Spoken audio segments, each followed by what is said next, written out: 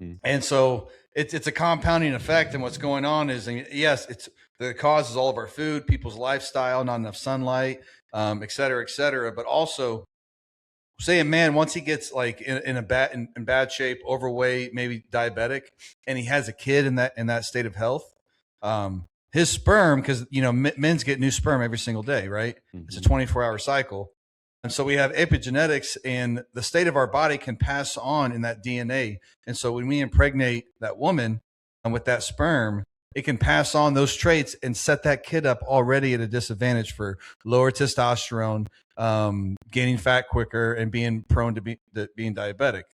And then that person has a kid, and this is where we're at today. Genetics is necessary. Absolutely. Genetics is, I mean, if you don't look into genetics as a being and realize what you have, I mean, it's something. And my girls are old enough. I see the difference between my two girls. There's a 5-year difference between Annabelle and Esther. Annabelle's 10. They're both very fit and athletic, but I was really in shape when we had my daughter Esther, my youngest one, and you can see the difference. They're both Would you say that was genetics? Would you say it was genetics that allowed the separation? Because would you imagine both of them being the same if genetics was applied, or is it something? Just the state of my health, my epigenetics, what I passed on to them was different for each child, and I see the difference. Esther's a lot more muscular. She's very athletic. Her bone structure and everything is completely different compared to Annabelle. Well, I was still in shape with Annabelle, but when I had Esther, I was on a different level. And I've also, lifted much heavier weights. I was in a different shape, and I just see the difference in my two kids based off the state of my body, and that's epigenetics. Interesting. Very interesting. Very interesting. So really, too, go ahead.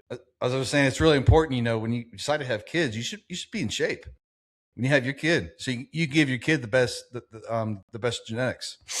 That's one topic. As we talk about as far as school, knowing about you, but I know they teach it, but not as just a gloss over, if you will.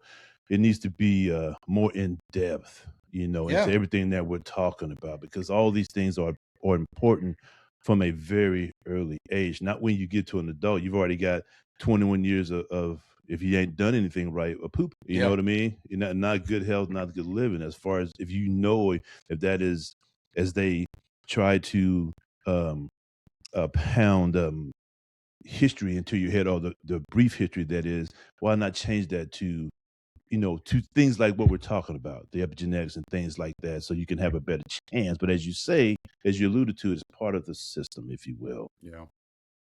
I see what you're saying. Yeah. All right, Kings.